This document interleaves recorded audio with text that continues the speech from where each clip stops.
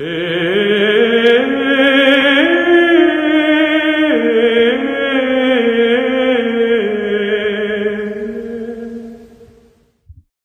abordons les conclusions de notre étude. Notre fil directeur est bien toujours cette question.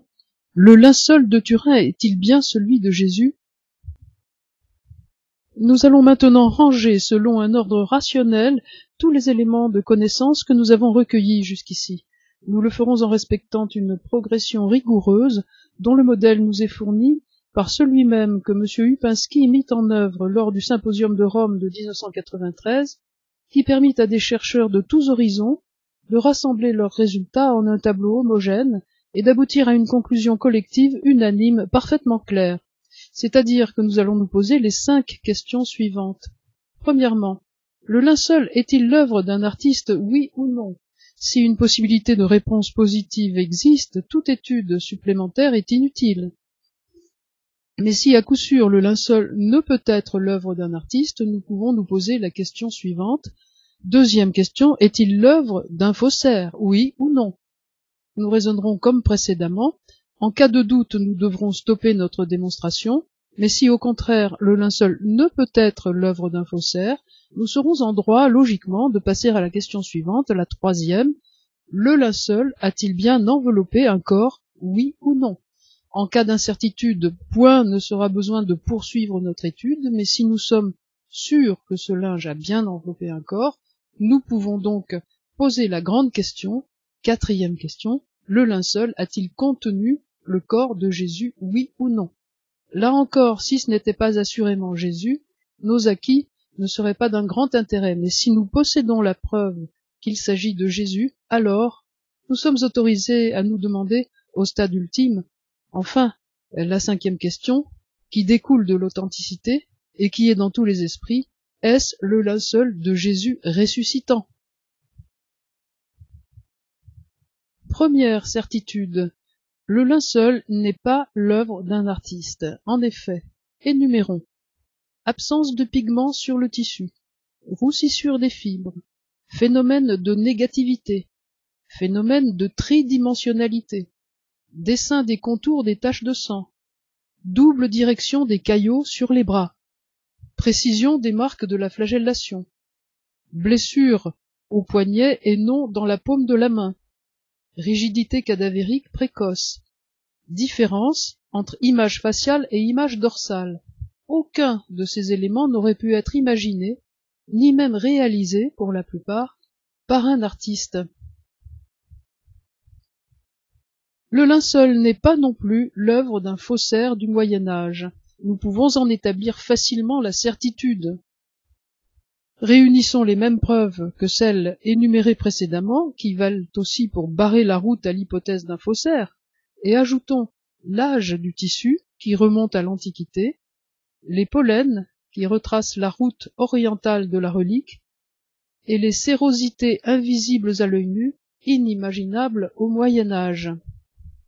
Un faussaire aurait-il imaginé de semblables trucages? C'est totalement invraisemblable, et aurait-il pu les réaliser? C'est également tout à fait impossible. Nous sommes donc sûrs, à ce stade, que le linceul n'est ni une œuvre d'art, ni un faux du Moyen-Âge. En outre, sachons qu'avec les moyens actuels, le linceul aujourd'hui reste infaisable. De nombreuses tentatives de reproduction ont été faites depuis la fin du XIXe siècle, mettant en œuvre les procédés les plus divers.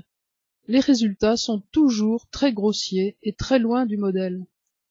Depuis l'origine réputée archéiropoïète, c'est-à-dire non fait de main d'homme, il est, encore aujourd'hui, impossible de le reproduire à l'identique. Les anciens savaient que le linceul n'est pas fait de main d'homme. Nous savons seulement que l'homme ne sait pas le faire. La connaissance d'aujourd'hui marque un temps de retard sur celle du passé, semble-t-il. Mieux encore, il est important de savoir qu'il ne se trouve sur le linceul aucun indice de fausseté ni de falsification. Nous pourrions raisonner ainsi.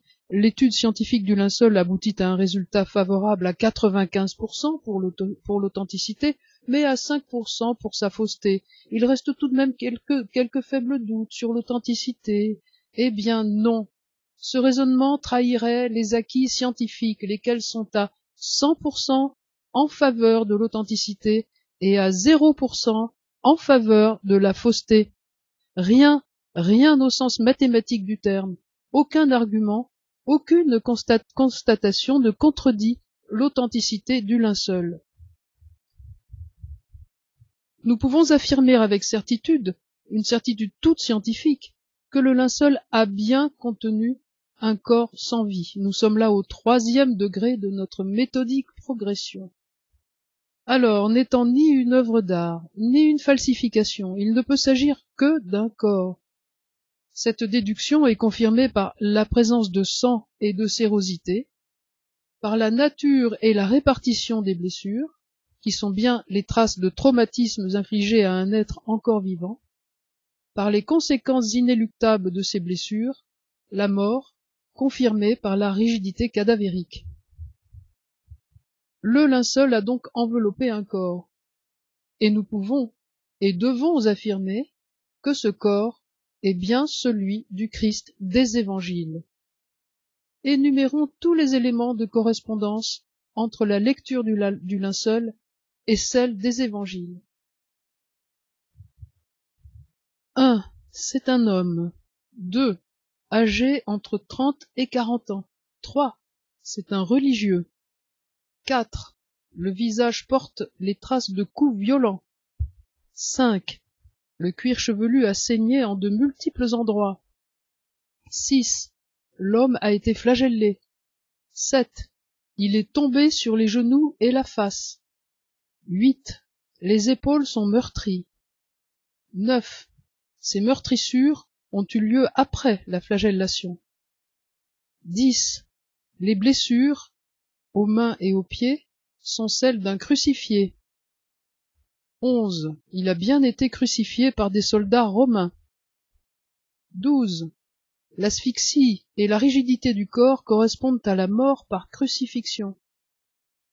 13. Les jambes n'ont pas été brisées. 14. Le côté a bien reçu un coup de lance. 15. Ce coup a été porté après la mort. 16. L'homme était encore crucifié. 17. Il en est sorti immédiatement un flot d'eau et de sang. 18. Le corps a été enveloppé dans un linceul. 19. Un linceul de bonne qualité. 20.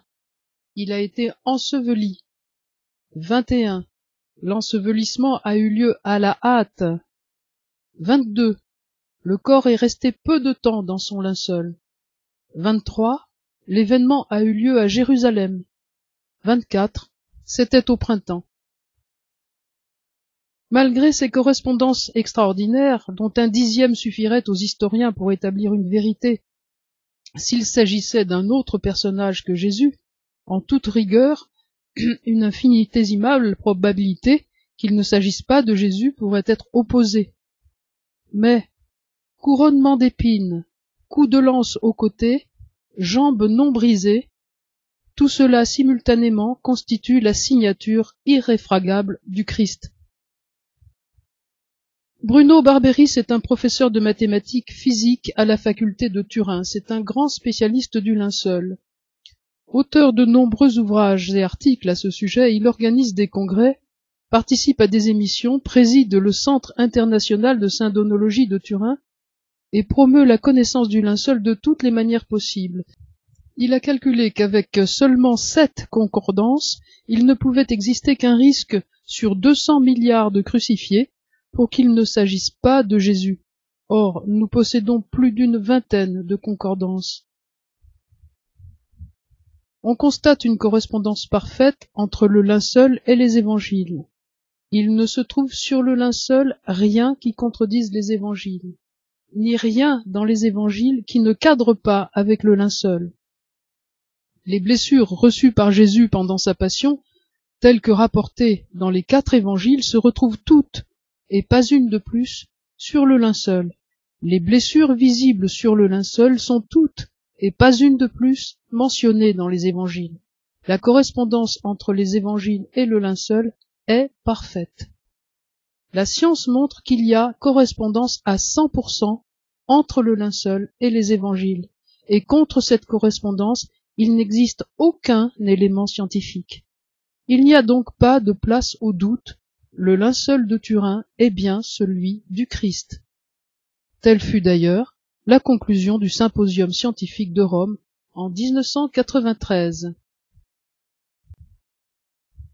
Les résultats scientifiques établissent donc que le linceul conservé à Turin est celui du Christ.